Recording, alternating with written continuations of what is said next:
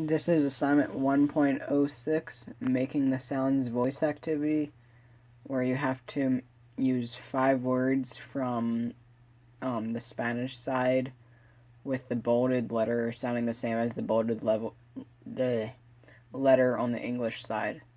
And these are the words that I had. Indio, which is the Spanish, and then Indian, which is English. Jalapeno, which is house in English. The J makes the H sound. Yate from the Spanish side, the Y sounds like the Y on the English side for yo-yo.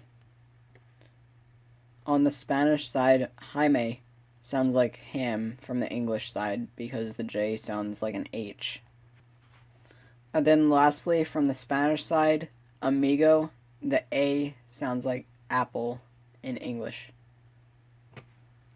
And that is my 1.06 making the sounds voice activity.